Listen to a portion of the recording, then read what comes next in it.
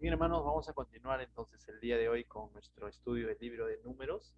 Te invito a que abras tu Biblia en el Números capítulo 4. ¿Sí? Capítulo 4, vamos a estudiar hoy los 49 versículos. En realidad vamos a ir un poco más rápido quizás de lo normal, no porque de pronto hoy día juegue Perú, sino por el hecho de que son términos y básicamente lo que va a hacer aquí es especificar la función o la organización de las tres familias de la tribu de Leví, ¿no? No sé si ustedes se acuerdan cuáles son esas tres familias. Habíamos hablado de los de Coat, de los de Gerson y los de este, a ver, ¿cuál es el tercero? Merari, ¿no? Merari, muy bien. Entonces, a lo que va a suceder aquí es va a especificar nuevamente, y ya hemos visto ya que ciertamente cada uno de ellos iba a encargar y posicionar eh, con respecto al tabernáculo, ¿no? Uno al sur, el otro al norte y el otro al occidente. Y en la parte del oriente o la parte delantera iba a estar Aarón y sus hijos y Moisés, ¿no? Básicamente estas cuatro personas, ¿no? Pero todas las otras tres familias, los de Coat, los de Gerson y los de Merari, iban a estar a los otros lados, ¿no? Y ya nos había dicho más o menos cuántos son, contando desde los 20 días de nacido en adelante. Nos había dicho cuántos eran y todo lo demás. Eran alrededor de 22.000, si no me equivoco, en total. Pero ahora en este capítulo va a especificar un poco más, va a especificar un poco más y va a realizar un nuevo conteo, por así decirlo, pero vamos a explicar por qué se realiza el conteo de esta manera, ¿correcto? Pero sobre todo se va a centrar en especificar cuáles son las tareas que debe de cumplir cada familia, ¿correcto? Entonces, ahora, antes de comenzar a leer, yo quisiera nuevamente recordar y aclarar algo. Ciertamente el libro de Levítico, Número, Éxodo, Deuteronomio, muchas veces no se aplica literalmente a nosotros, porque nosotros no somos judíos, correcto, de sangre, no somos de pronto, o esto es parte del antiguo pacto, ¿no? Ahora estamos bajo el pacto de la gracia, pero lo que sí vamos a encontrar mucho en el libro de Levítico, el libro de Número, es Levítico, por ejemplo, ¿no? Cómo ellos desarrollaban su servicio y todo lo demás, nos apunta de que es un Dios santo, ¿no? Y entonces, ¿qué es lo que nosotros básicamente podemos ver del libro de Levítico? Es la santidad de Dios. Ahora, yo digo, ciertamente las formas de cómo se ministraba el culto en los tiempos, según el libro de Levítico, con los tiempos como hoy ministramos en la iglesia han cambiado las formas, pero el principio no ha cambiado. El principio de que Él es un Dios santo, eso no ha cambiado. Sigue siendo el mismo Dios santo. Y por ende debemos de seguir sirviéndole con reverencia. El libro de Números nos está mostrando cómo es que Dios no solamente es un Dios santo, sino que es un Dios de orden, un Dios de organización, que él mismo está hablando a Moisés, a Aarón, para que su pueblo se organice, se ordene y no sirvan por servir, me dejó entender, no sirvan por servir, ni mucho menos alguien extraño ingrese a servir en las cosas sagradas del Señor, ¿correcto? Las cosas consagradas para Dios. Y es más, entre las mismas familias les va a delegar ciertas funciones y Dios es el que está disponiendo que ellos sirvan así y va a poner muchas advertencias de que otro no lo haga o de que no toquen tal cosa. ¿Y por qué Dios sería así? Porque es un Dios de orden, un Dios de organización. Entonces, ¿qué es lo que vamos a aprender en este capítulo, al igual que el capítulo anterior, de que Él es un Dios santo, pero también es un Dios de orden? Y si decimos que es un privilegio servir a Dios, al mismo tiempo es peligroso servir a Dios. ¿Y por qué es peligroso servir a Dios? Porque no le debemos de servir como queremos, sino debemos servirle como Él nos muestra según su palabra, con orden, con reverencia, ¿no? Cuando el creyente llega al punto de confundir la confianza que nos ha dado Dios, el decirle Padre nuestro, papito lindo, y llega eso a un punto de confianzudo, va a comenzar a servirle por servir. Y no es así. Debemos de servir a Dios. Él no deja de ser Dios por el hecho que sea nuestro Padre. Él no deja de ser el Señor por el hecho de que sea nuestro amigo. Y eso es algo que tenemos que tenerlo claro, ¿no? Y qué bueno que los siervos estén presentes, ¿no? En este tipo de estudios, porque aquí aprendemos lo que son principios de reverencia a Dios, principios de santidad, principios de orden, ¿correcto? Entonces, vamos a leerlo juntos. Bien, del verso 1 al verso 20, básicamente, va a hablar cuáles eran los deberes de los hijos de Coat, ¿correcto? Y ahora tú dices, un momento, pastor. Según la lista anterior del capítulo 3, el orden era de mayor a menor. Gerson, Coat y Merari, ¿se acuerdan? ¿Sí? ¿Se acuerdan que ese era el orden? Gerson, el que era el mayor, luego seguía Coat, el segundo, y Merari, que venía a ser el tercero, ¿no? Pero habíamos visto que a Coat se les había designado una función especial, ¿no? ¿Cuál era la función especial? De que ellos iban a servir en las cosas sagradas del Señor, ¿no? El tema del arca del pacto, el candelero y todo eso, ¿no? Y vemos nuevamente ahí la gracia y la soberanía de Dios designando él no necesariamente al mayor, sino al segundo. Nuevamente vemos su soberanía como él designándole este privilegio, ¿no? De poder servir en las cosas sagradas. Y interesantemente ahora la lista no comienza por el mayor, que vendría a ser Gerson, sino comienza por por el segundo, que viene a ser Coat. ¿Por qué? Porque ahora va a hablar de los deberes, porque ahora no va a hablar tanto de la familia, sino de los deberes que ellos deben de cumplir. Y Dios va a comenzar con las cosas sagradas, ¿no? Entonces dice, ahora, otro punto que debemos de aclarar, eh, Moisés, Aarón y los hijos de Aarón, ¿de qué familia eran? De la familia de Coat, ¿correcto? Pero Moisés, bueno, pero Aarón y sus dos hijos eran sacerdotes, a excepción de Moisés. Pero todos los demás de la familia de Coat van a servir en el lugar con las cosas sagradas, pero no son sacerdotes. Son al igual que las otras familias, sino que tienen ese privilegio de servir en el tabernáculo en sí, en las cosas sagradas en sí, pero no son sacerdotes, ¿correcto? Por eso que comienza diciendo lo siguiente, verso 1. Habló Jehová a Moisés y a Aarón diciendo, toma la cuenta de los hijos de Coat de entre los hijos de Leví. Bueno, Leví era toda la tribu, ¿no? Entonces ahora de la familia de Coat, el segundo, dice por sus familias, según las casas de sus padres, de edad de 30 años arriba hasta 50 años. Y tú dices, pastor, total, no era de 2 meses en adelante. Sí, los que eran separados y en la cuenta que hizo el capítulo 3 eran de 2 meses en adelante, pero ahora va a hablar de los que ya están pronto a servir en el tabernáculo. Un bebé de 2 meses no va a servir, o de un mes o de 20 días no va a servir. Estás separado para el servicio, pero ahora básicamente va a hablar de los que ya están para servir en ese tiempo presente. ¿Me dejo entender? Y tenían que tener, dice, de una edad de 30 años hasta 50 años. Más adelante nos va a decir incluso la cantidad. Vamos a ver que esa es una cantidad mucho más reducida a la anterior, pues, ¿no? Porque lógicamente está filtrando las edades, ¿no? Estos son los que ya están listos para servir, ¿ya? Dice, todos los que entran en compañía para servir en el tabernáculo de reunión. Serían entonces de cuánto? De 30 años hasta 50 años, ¿no? Dice, el oficio de los hijos de Coat en el tabernáculo de reunión, en el lugar santísimo, será este, ¿no? Entonces, tú dices el oficio de los hijos de Coat, es decir, algunas versiones usan el servicio de los hijos de Coat, otras versiones usan el ministerio de los hijos de Coat, otra versión usa la responsabilidad de los hijos de Coat.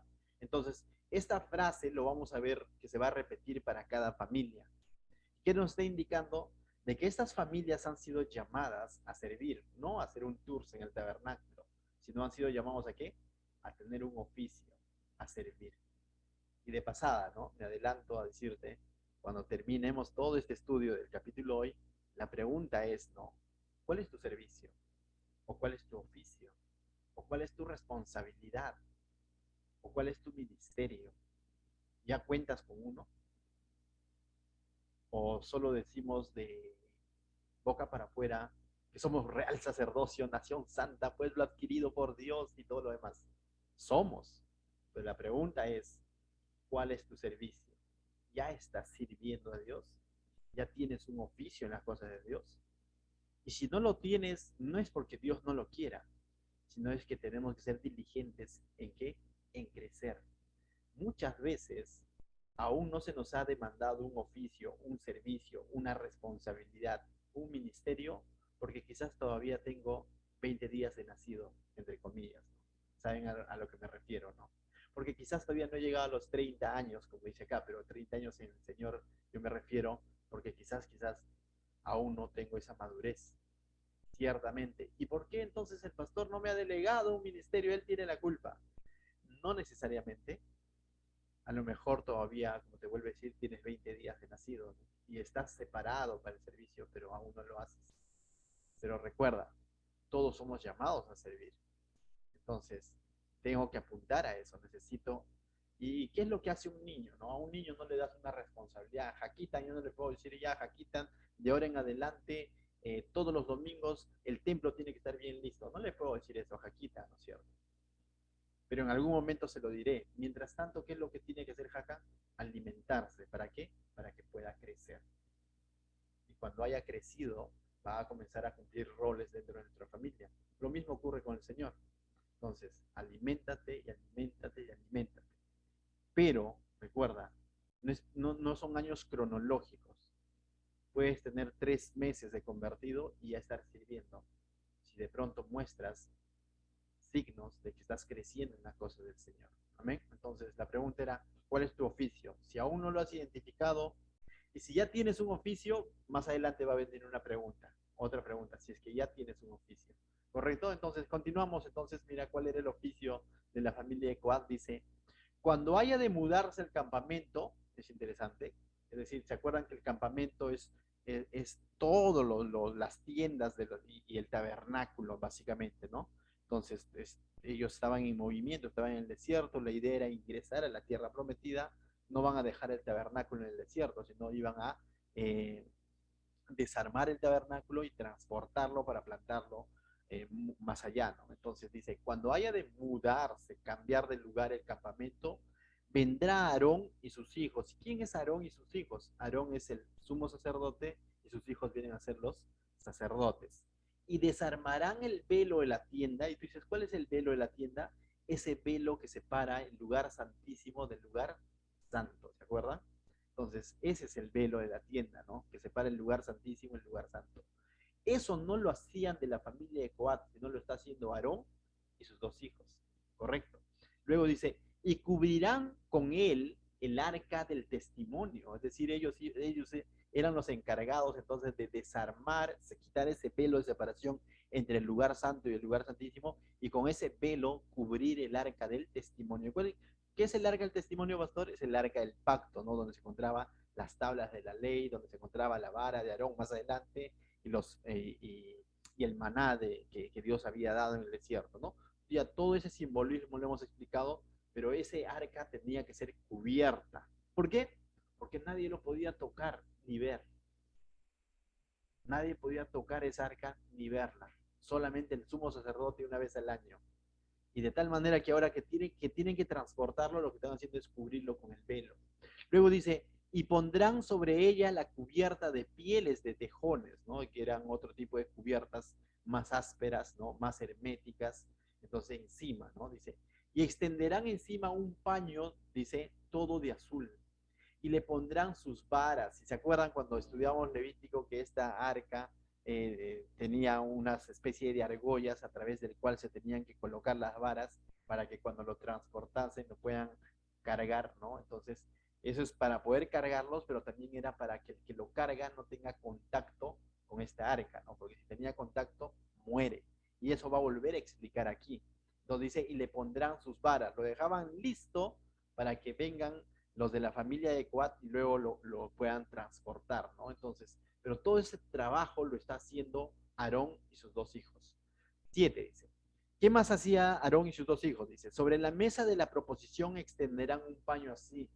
En la mesa de la proposición era otra mesa también, ¿no? Donde estaban los panes de la proposición, las 2 hileras de panes de 6 y 6 que representaban las 12 tribus, que también era considerado un utensilio santo, consagrado para Dios, ¿no? Entonces también era cubierta, dice, con un paño azul, dice, y pondrán sobre ellas las escudillas, las cucharas, las copas y los tazones para libar, y el pan continuo estará sobre ella, ¿no? No quitaban el pan, interesante.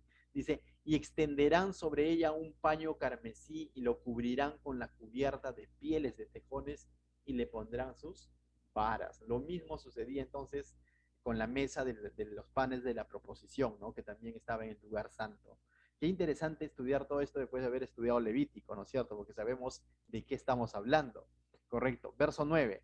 Tomarán un paño azul, dice, y cubrirán el candelero de alumbrado, el candelero de oro. ¿Se acuerdan? El que tenía las lámparas y que alumbraba todo el lugar santo y santísimo. Ese candelero que constantemente estaban suministrando aceite y que era la única luz que alumbraba dentro del tabernáculo y que tiene toda una representación al Espíritu Santo, ¿no? Cómo debe de alumbrar el cuerpo del Señor, ¿no? El cuerpo espiritual, es decir, a ti y a mí, ¿no? Cuando servimos a Dios para no servir en ignorancia o en oscuridad, sino para servir en luz, en espíritu y en verdad, ¿no? Es decir, ese candelero también dice, eh, era cubierto, ¿no? Nuevamente, ¿por quién? Por Aarón y sus dos hijos.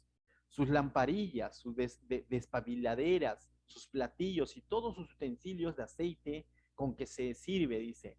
Y lo pondrán con todos sus utensilios en una cubierta de pieles de tejones y lo colocarán sobre una parihuela. Y esto es interesante. Si ustedes se dieron cuenta, el candelero no tenía las argollas para colocarle barras. Entonces, ¿cómo es que tenía que ser cargado este candelero? Lo colocaban, dice, sobre unas parihuelas, que era una especie de armazones, ¿no? Sobre el cual ellos lo colocaban.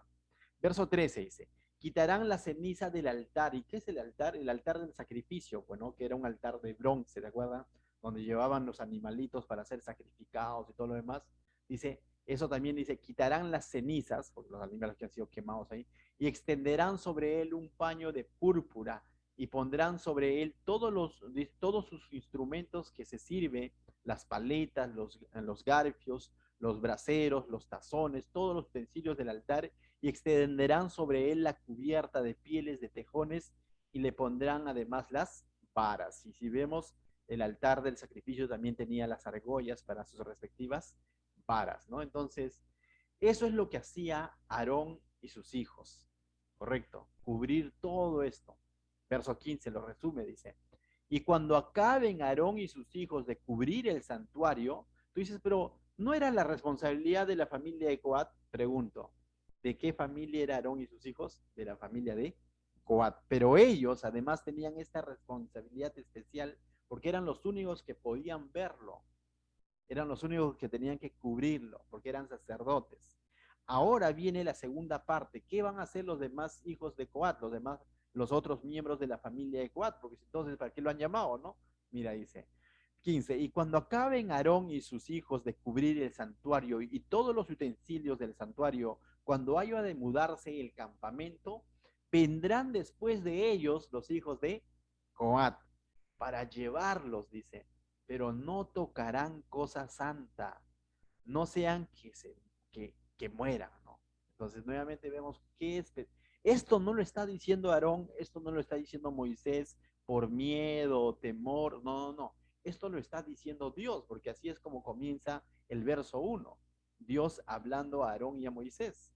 Entonces, Dios es el que está diciendo que cuando transporten estos utensilios consagrados para Dios, arca del pacto, candelero, la mesa de los panes de la proposición, el altar del sacrificio.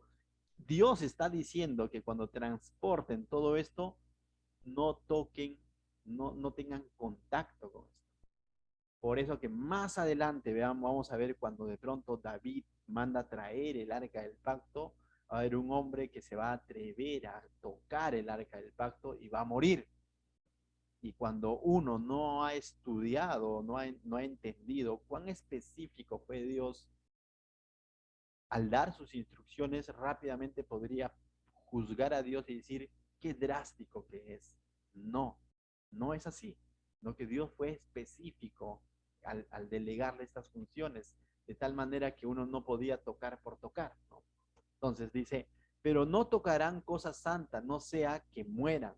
Dice, estas serán las cargas de los hijos de Coat en el tabernáculo de reunión. Esa sería su responsabilidad. ¿Qué cosa? Cargar.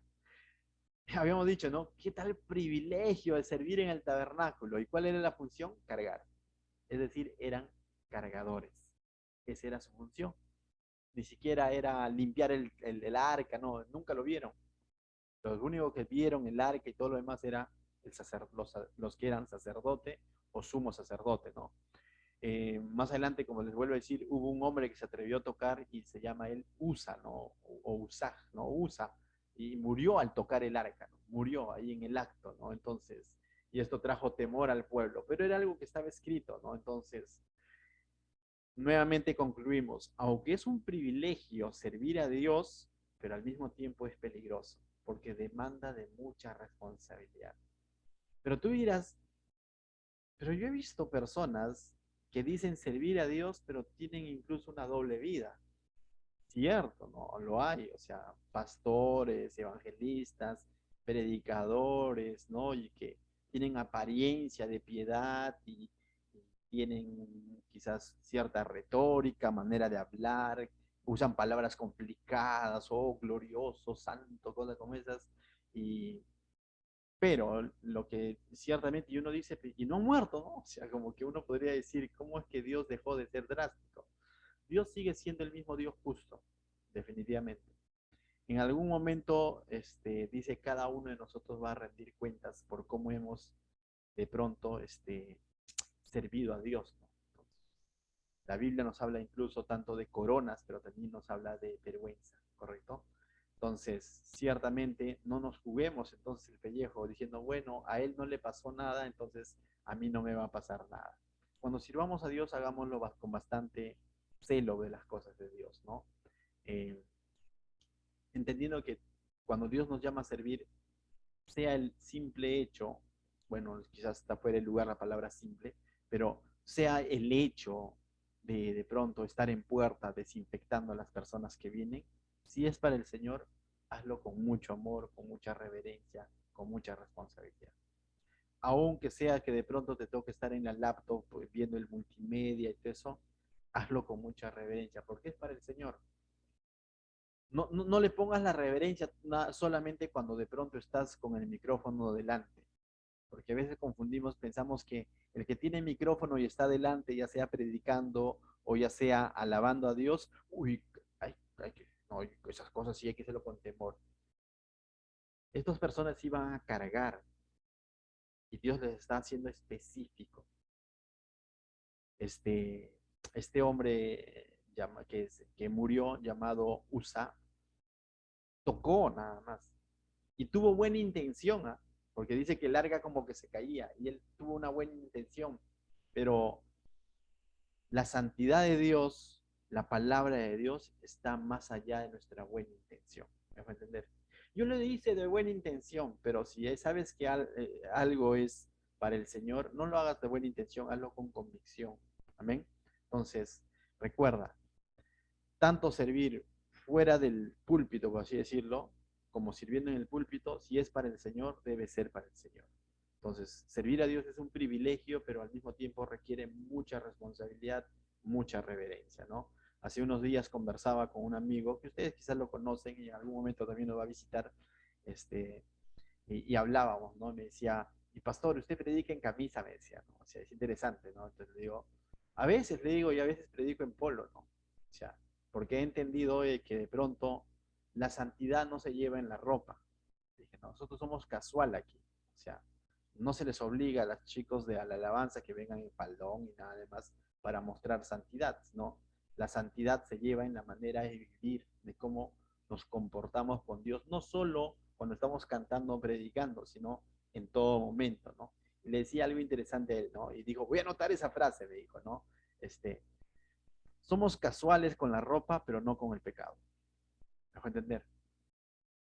Créeme, que si de pronto tú identificas, o yo voy a ponerme como ejemplo, de pronto identifico un pecado permanente en mi vida y estoy cayendo en algo, lo más sabio que podría hacer es decir, iglesia, voy a dar un paso al costado porque no puedo seguir predicando con este pecado que me está revolcando acá, ¿no? ¿Me dejo entender? Debemos llegar a un punto de entender que la santidad de Dios está más allá de mis buenas intenciones. Yo no podría decir, pero si yo dejo el pastorado, entonces ¿quién lo va a hacer? ¿Y se van a quedar como ovejas sin pastor? Sí, pero la santidad de Dios está por encima de todo eso. Amén. Entonces, continuamos. Verso 16 dice, Pero a cargo de, mira, es interesante, ellos lo que iban a hacer era cargar, ¿no? Pero uno de los hijos de Aarón, que se llama Eleazar, ¿se acuerdan que le quedaron dos hijos a Aarón, Eleazar y Tamar? Dice, verso 16 dice, pero a cargo de Eleazar, hijo del sacerdote Aarón, estará, dice, el aceite del alumbrado, el incienso aromático, la ofrenda continua y el aceite de la unción, el cargo de todo el tabernáculo y de todo lo que y todo lo que está en él, del santuario y de los utensilios. Esas cosas, ¿quién estaba a cargo? Eleazar, ¿correcto? Uno de los hijos de Aarón estaba a cargo de esas cosas, de la ofrenda continua, del aceite de la unción, dice, el cargo del tabernáculo, todo eso estaba a cargo de él, ¿correcto? Verso 17 dice, habló también Jehová a Moisés y a Aarón diciendo, no haréis que perezca la tribu de la familia de Coat de entre los levitas. ¿Y por qué Dios vuelve a decir esto? Nuevamente le está diciendo, por favor, instruyanlos bien. Me dejo entender. O sea, Dios está asegurando, ¿no? Le está diciendo, no hagan que perezcan, porque si perecen va a ser porque de pronto por ignorancia o porque no le explicaste bien, ¿no? Y si habiéndole explicado bien y ellos se atreven de pronto a ver el arca del pacto o a curiosear la mesa de la proposición a pesar de que está cubierta, bueno, pues otra historia, ¿no? Pero era una responsabilidad de los sacerdotes de instruirles de que por favor no lo toquen, no lo vean. Ya estaba cubierto ya. Cada uno de esos utensilios estaba cubierto, ¿de acuerdo? Por lo que nos ha dicho. Entonces, verso 19 dice.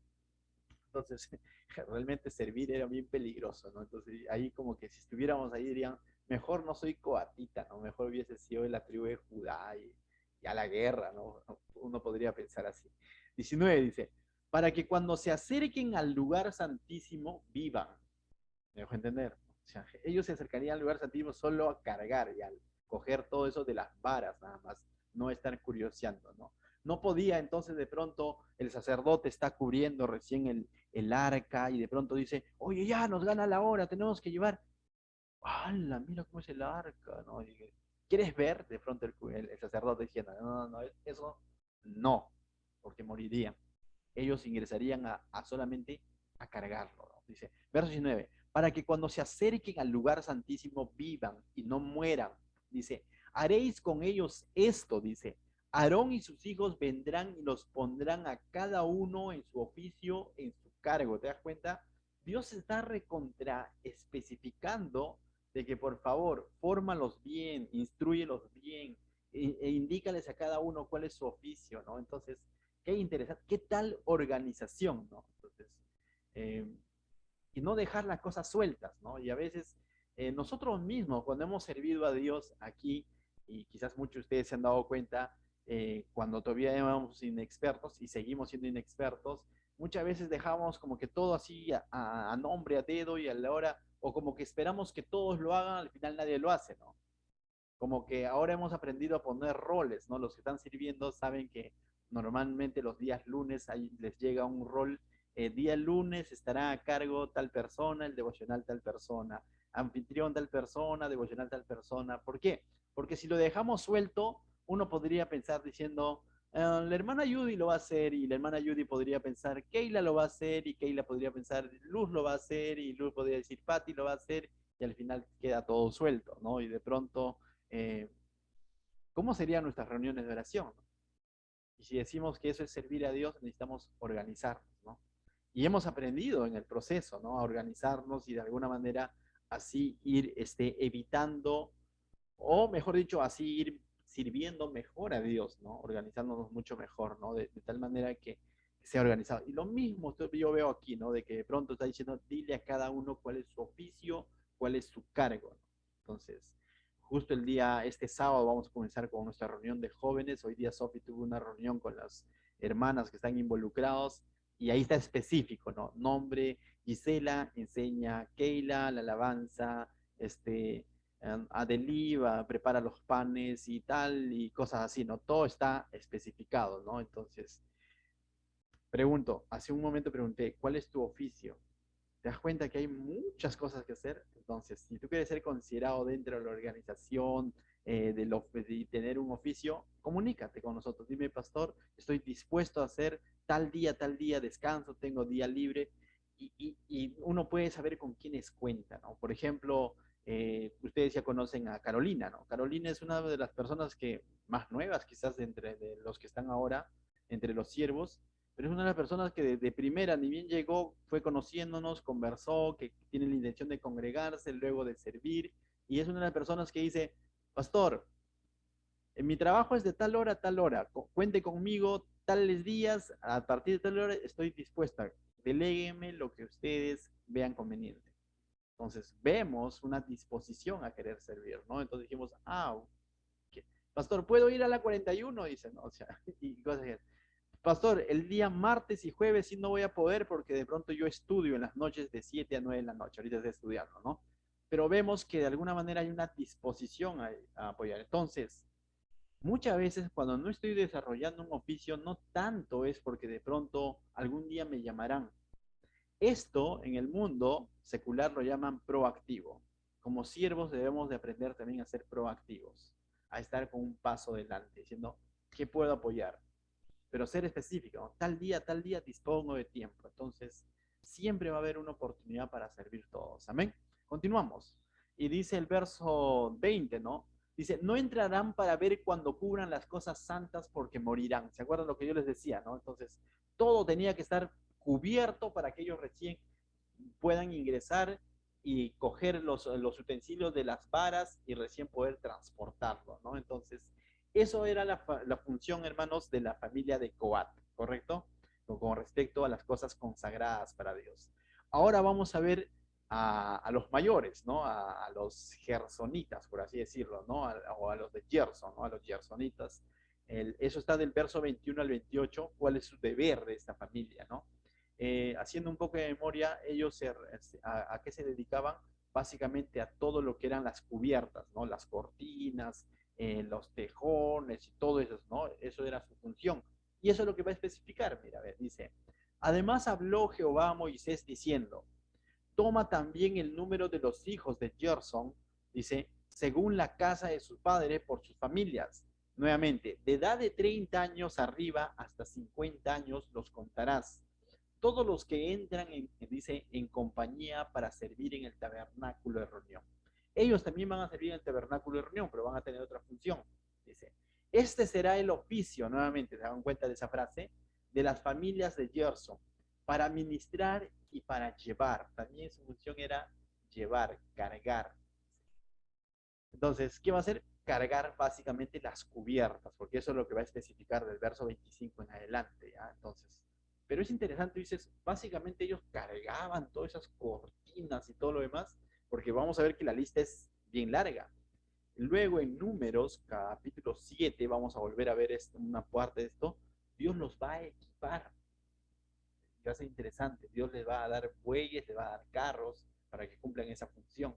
Entonces no es tanto que ellos van a cargar al hombro, ¿no? Pero eran los responsables de transportar todo lo que son las cubiertas. Mira lo que dice 25 en adelante, dice, llevarán las cortinas del tabernáculo, el tabernáculo de reunión, su cubierta, la cubierta de los pieles de tejones que están encima de él, la cortina de la puerta del tabernáculo de reunión, las cortinas del atrio, las cortinas de la puerta del atrio que están cerca del tabernáculo y cerca del altar, dice alrededor, sus cuerdas, todos sus instrumentos, sus servicios y todo lo que será hecho para ellos.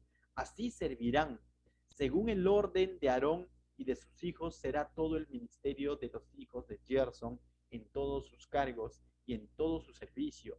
Y les dice, y les encomendaréis, dice, en guarda, dice, todos sus cargos. Este es el servicio de las familias de Gerson en el tabernáculo de reunión, y el cargo de ellos estará bajo la dirección de Itamar, hijo del sacerdote Aarón. El anterior estaba bajo el cargo de Eleazar, este está bajo cargo de Itamar. Tú dices, para cargar cortinas se necesita de pronto que alguien esté a cargo. Sí. Dios está poniendo este orden, les está poniendo en otras palabras un supervisor. Incluso para cumplir este tipo de función, Él les está poniendo una supervisión. ¿Quién era? Uno de los hijos de Aarón llamado Itamar. Eso siempre es importante en el ministerio, en el servicio, que alguien más nos supervise, que alguien más de pronto vea si estamos haciendo bien o no estamos haciendo bien las cosas. Es necesario. Por cierto, una de las traducciones uno de los conceptos de la palabra obispos, ¿han escuchado ustedes? Y que vamos a verlo también cuando estudiemos Timoteo, viene a ser la palabra supervisor. ¿Ya? Cuando dice obispos, viene a ser aquel pastor, pero que cumplía una función de supervisar la iglesia. Me dejo entender, y tiene ese sentido, ¿no? Y es cierto, ¿no? Hoy en día también nosotros cuando servimos al Señor es necesario siempre estar bajo un liderazgo, es necesario siempre estar bajo la supervisión de alguien. De tal manera que no me fío nada más de mí mismo, ¿no? Ah, para mí lo estoy haciendo bien. ¿La escuché eso alguna vez? Ya si no le parece a él, ya su problema. En algún momento podríamos pensar así, ¿no?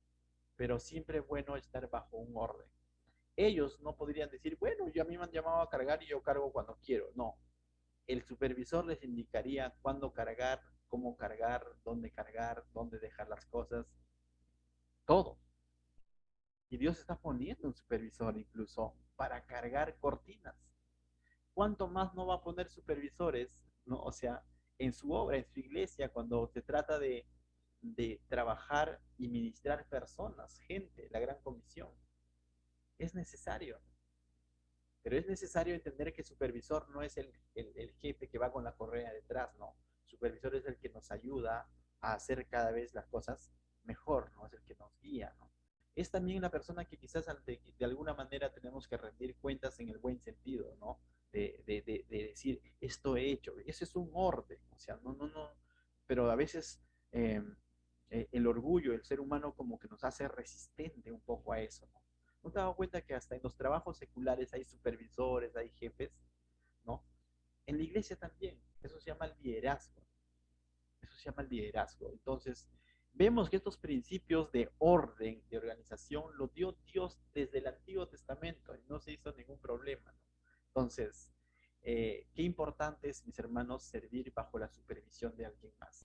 Ahora, por ejemplo, ustedes ven, van a ver cada vez más frecuente quizás los servicios con los adolescentes, a Keila, a Gisela, pero no significa que ellos van a hacer y deshacer, ¿no? O sea, el ministerio de los JS Teams, ¿no? Definitivamente detrás va a estar Sofía, va a estar mi persona, y vamos a estar ahí, no con el fin de pronto que nos rindan cuentas y que tienen que hacer como le decimos, sino en el sentido de guiar, de supervisar, ¿no? ¿Por qué?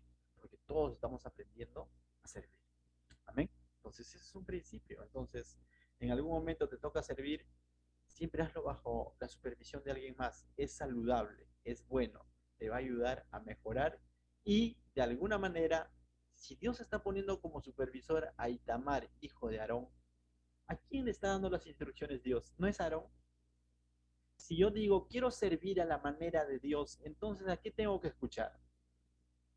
A las personas que Dios ha puesto, ¿no? Para que justamente hagan, porque ellos no tenían una comunicación directa, de pronto Dios diciéndole todo eso, ¿no? O sea, en cuanto al ministerio, en cuanto al servicio. Entonces, lógicamente, Dios va a poner personas, ¿no? A nuestro alrededor. Lógicamente, siempre recuerda, por encima de un pastor, de un líder, está Dios. Su autoridad siempre es la Biblia. Mientras seamos ministrados, instruidos conforme a la palabra, like. Pero si por ahí algún líder, algún pastor te dice, me tiene que hacer caso a mí, así sea que lo que yo te digo es antibíblico, ¿sabes?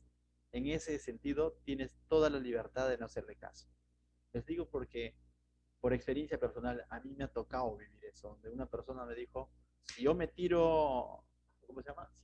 Claro, si yo me tiro al barranco, te tienes que tirar, porque yo le he dicho, le digo, pero lo que estás haciendo es antibíblico. No, pero yo le he dicho, bueno, yo obedezco a lo que dice la Biblia, doy un paso al costado. Tengan toda la libertad de hacer eso, ¿no? Entonces, esto de tener un supervisor por encima, siempre y cuando ese supervisor también tenga temor de Dios y también esté bajo el señorío de Cristo. Amén. Entonces, a eso es lo que la Biblia llama sujetados unos a otros. Adelante, seguimos. Ahora dice los deberes de la familia de Merari, ¿no? Ellos eran los menores, ¿no? Entonces, de ellos, ¿te acuerdan que eran los menores, los menos numerosos? Y ahora los van a reducir más todavía, pero eran los que tenían la chamba física mm, que requería mayor esfuerzo, ¿se acuerdan? Porque ellos van a encargarse básicamente de toda la estructura, ¿no? Entonces, todo lo que tiene que ver con la madera. Dice, contarás a los hijos de Merari por sus familias según las casas de sus padres. Desde él, dice, desde él de edad de 30 años arriba hasta 50 años los contarás. Más adelante nos va a decir que son 3.200 hombres los que van a estar dentro de este rubro, ¿no? De esta edad. Todos los que entran en compañía para servir en el tabernáculo de reunión, dice, fueron alrededor, no, dice verso 31, disculpe, dice, este será el deber de su cargo para todo su servicio en el tabernáculo de reunión. Las tablas del tabernáculo, no de la ley, sino del tabernáculo, el armazón, sus barras, sus columnas, sus basas, sus columnas del atrio, alrededor de sus basas, sus estacas, sus cuerdas, con todos sus instrumentos y todo su servicio, dice, y consignarás por sus nombres todos los utensilios que ellos tienen que transportar. Esa era la chamba más difícil, ¿no? Transportar madera, dice. Dice, este será el servicio de las familias de los hijos de Merari para todo su ministerio en el tabernáculo de reunión bajo la dirección de Itamar, hijo del sacerdote. Y nuevamente vemos que aún para cargar las estructuras tenían que estar bajo la dirección, el liderazgo, la supervisión de uno de los hijos de Aarón llamado Itamar. Dios es tan organizado y es un Dios de orden que les puso un supervisor tanto para las cosas sagradas a Eleazar, pero también les puso un supervisor para cargar una estaca o una barra, porque todo esto es valioso para Dios. Estamos hablando de su tabernáculo y les ha puesto un supervisor nuevamente. Y es interesante porque tú dices, oye, pero eran menor cantidad, tienen que cargar toda esa madera. Más adelante, incluso en número 7, nuevamente vamos a ver que no solo eso, sino que los va a equipar con carros y bueyes para que ellos puedan transportar todo esto, ¿no? Entonces Dios también es un Dios que nos va a equipar. Si bien es cierto, ellos son los menos numerosos y que tienen el trabajo físico quizás que demanda mayor esfuerzo, pero Dios los va a capacitar, los va a equipar. Si en algún momento tu servicio a Dios te parece muy pesado, recuerda, Dios capacita. Nos va a dar las fuerzas. No es con espada ni con ejército, sino con el poder de su Santo Espíritu. Chicos que ahora van a comenzar a servir con los adolescentes, quizás al inicio se les haga pesado, pero recuerda, Dios los va a equipar. Dios está dispuesto a equipar a sus siervos, a capacitar a sus siervos. Es necesario ser capacitados, equipados, ¿correcto? Bien, del verso 34 al 49, prácticamente es un resumen de todo lo que hemos visto, pero es un resumen con números. Ya, por algo el libro se llama números, ¿no? Pero ahora ya nos va a dar las cantidades. Nos ha descrito nada más las funciones, pero ahora nos va a dar las cantidades. Nuevamente cantidades sí, porque estamos considerando de 30 años a 50 años nada más, ya no los de 20 días en adelante. Dice entonces 34. Moisés pues y Aarón, dice, y los jefes de la congregación contaron, entonces ya llega la ejecución en sí, ellos están ejecutando, ¿no? Ya lo que Dios les ha dicho. ¿Quién? Moisés, Aarón y los jefes de la congregación. Contaron a los hijos de Coat, dice, por sus familias según las casas de sus padres, desde la edad de 30 años arriba hasta el de edad de 50 años, todos los que entran en compañía para ministrar en el tabernáculo de reunión, y fueron los contados de ellos por sus familias 2.750 personas, mucho menor al anterior, ¿correcto? Estos fueron los contados de las familias de Coat, todos los que ministran en el tabernáculo de reunión, los cuales contaron Moisés, Aarón, como lo mandó Jehová por medio de Moisés. Entonces, vemos aquí a Moisés y Aarón obedeciendo lo que Dios les había dicho, ¿no? Uno podría decir, ¿qué tanto problema se hace de Dios? Si al final son un montón, pues no, ya, o sea, dile, oye, pudo haber dicho, no, nos ha dicho que contemos, pero dile que son 1.000 y tantos, pues. No, no está haciendo eso Aarón y Moisés, no, realmente están contando tal como Dios les ha dicho. Si a ti, quizás, y a mí, en algún momento nos ha parecido tedioso leer el libro de números porque usa muchos números, muchas cantidades, muchos nombres, ¿te imaginas? Y eso como que de pronto va a tentarnos a desobedecer y de pronto a puentear esa escritura. ¿Te imaginas ellos? Fueron obedientes porque ellos lo ejecutaron. Ellos estuvieron uno, dos, tres, cuatro, cinco, seis, siete, así sucesivamente hasta 2630 personas. Si para ellos no fue pesado ser obedientes a Dios, ¿cómo puede ser pesado para nosotros leerlo? ¿Me dejo entender? Y eso nos debe hacer razonar un poco, ¿no? Cuando decimos, ah, qué pesado leer números. Qué bendición leer números, porque vemos la organización de Dios, pero también estamos viendo la obediencia de Aarón y Moisés, porque están obedeciendo a Dios. Mira cómo termina, dice el verso 41, mira cómo termina, dice, estos son los contados de las familias de los hijos de Gerson, todos los que ministraban en el tabernáculo de reunión, los cuales contaron Moisés y Aarón por mandato de Jehová. Va a suceder lo mismo. Entonces, del verso 38 al 41 se va a hacer también el conteo, tal como se ha hecho el conteo anterior. Lo voy a leer, ¿ya? Porque no quisiera saltearme ni un versículo. Dice, verso 38.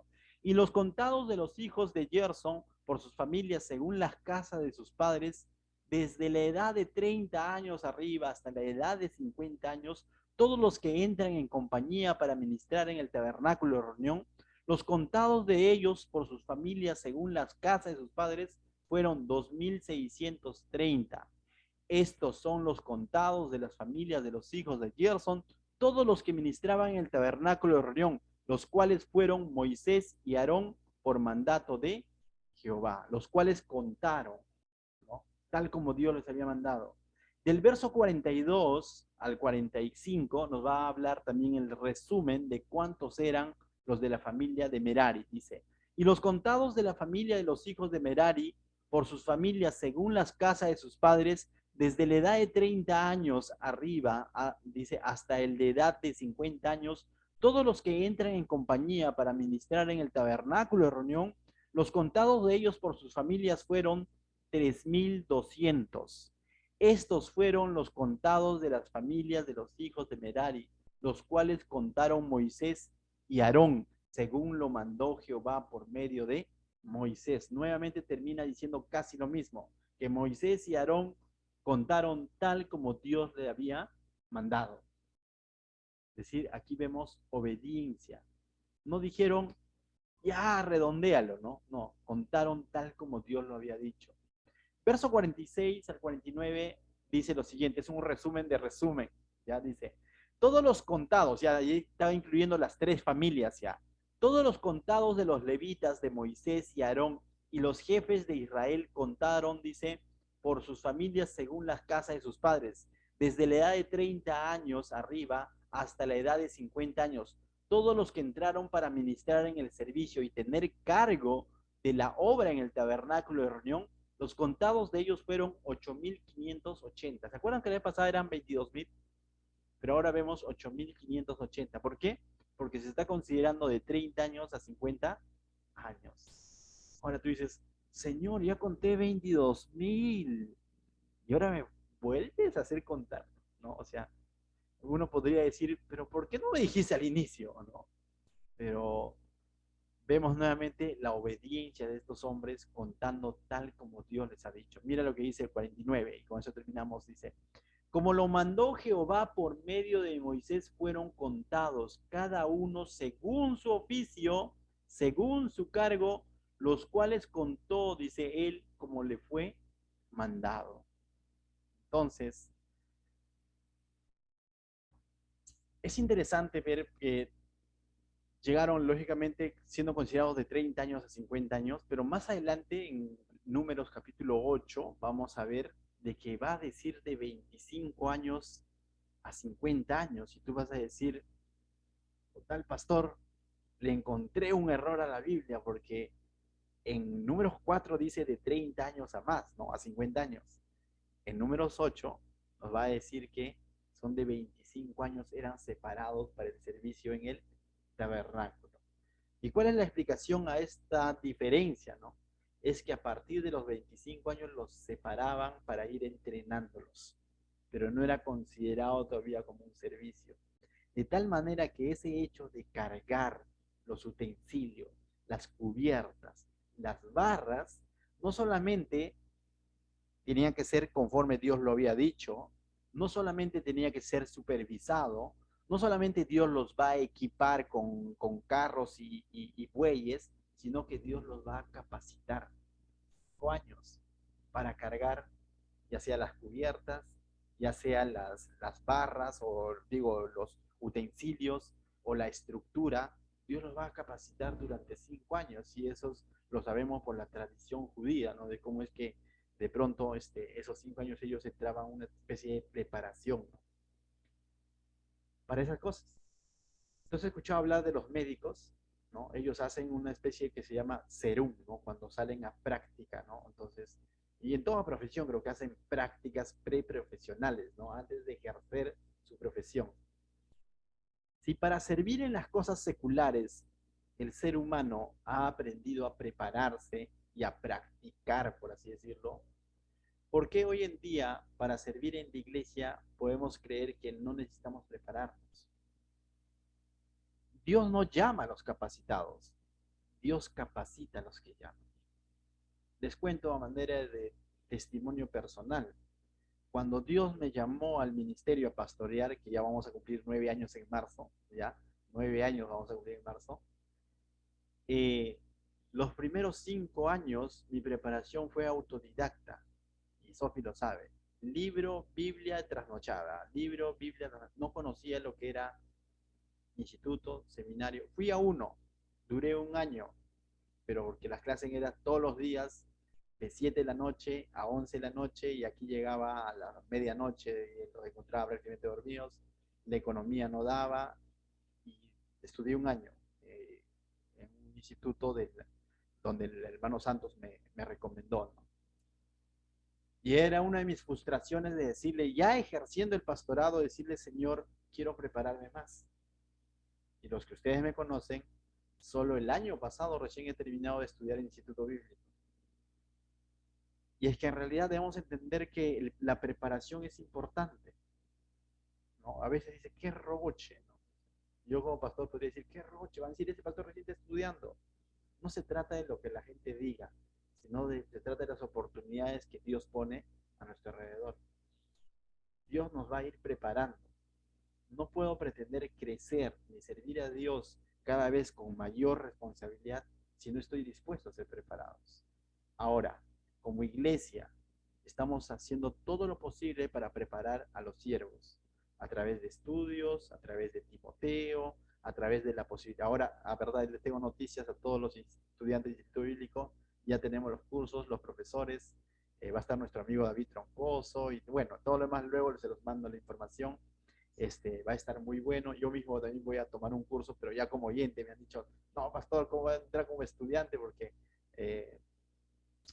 Dios mediante ciclos más adelante vuelve a enseñar, entonces, pero voy a entrar como oyente, ¿ya? O sea, que de todas maneras, porque me interesa que ustedes estén involucrados y de alguna manera estar viéndolo ahí, ¿no? Entonces, a lo que yo voy es, chicos, prepárense. Es necesario prepararse en las cosas del Señor. ¿Y cómo me preparo? Bajo las posibilidades como Dios va colocando. Hoy tenemos la oportunidad de poder estudiar vía Zoom en un instituto bíblico, ¿no? O sea, qué bonita oportunidad, ¿no? Otros quizás tuvieron oportunidad de estudiar presencialmente, ¿no? Era más pesado, es salir de acá, Sofía sabía, era irme de acá a las 5:30, 6 de la mañana para estar allá a las 8, Jesús María, terminaba la clase ya, era llegar aquí a las 5 de la tarde con todo el tráfico, eso era prepararse, ¿no? Pero me correspondía hacerlo. Ahora podemos hacerlo a través del Zoom, ¿correcto? Entonces, la preparación es muy importante. Si para cargar las cosas del tabernáculo Dios los preparaba, los instruía, como nosotros, ahora que servimos en el cuerpo vivo de Cristo, no vamos a querer prepararnos. Es necesario prepararnos. Amén. Recuerda, somos llamados a cumplir la gran comisión. Y cuando somos llamados a cumplir la gran comisión, no basta con evangelizar, Ese es el punto de inicio. ¿Qué dice Mateo 28:19? Por tanto, id y haced discípulos. Discípulo no se hace con una prédica. Puedes ganar personas para Cristo presentando la palabra de Dios, pero formar discípulos es otra cosa. Hablar como Pablo a Timoteo y decirle mi verdadero hijo en la fe es otra cosa. Eso habla de tiempo, habla de convivencia, habla de instrucción, habla de disciplina, habla de perseverancia. No somos llamados solamente a ganar almas para Cristo, somos llamados a formar discípulos. Eso es parte de nuestra visión. La visión de la iglesia no solamente es de que la persona reciba a Cristo y siga pachangueando en el mundo, no, sino que sean discípulos, para que más adelante estos discípulos continúen haciendo lo mismo. Dice, hacer discípulos a todas las naciones, dice, bautizándolos en el nombre del Padre. Esta palabra bautizándolos, nadie se bautiza así nada más, porque de pronto se bautiza porque hay una convicción en su corazón, ¿no? Una manifestación pública que es parte del cuerpo de Cristo. Dice, en el nombre del Padre, del Hijo, del Espíritu Santo, mírame, enseñándoles que guarden todas las cosas que os he mandado. Eso requiere preparación, eso es enseñanza. Días atrás también, la manera de testimonio les digo, ¿no? Ahí Carolina está, pues, de pronto reuniéndose todavía por vía virtualmente para algunas coordinaciones de instituto con los hermanos de Calvary Lima, ¿no? Y le contaba un poco de cómo es nuestra iglesia, ¿no? ¿Qué le habrás dicho? Le digo yo. Le ha contado cosas buenas de nuestra iglesia, ¿no? Y le ha dicho, bueno, es el pastor Anderson, ¿no? El pastor Anderson, todos los días de la semana los tiene, ellos se reúnen de lunes a domingo, y ellos les ha parecido como que, ¿cómo no? O sea, sí, están estudiando números, están estudiando Timoteo, están estudiando secretas y religiones, están estudiando romanos y todo eso, y una de las reacciones fue que y no se cansa, ¿no? O sea, no se cansa en el sentido porque es agotador, ¿no?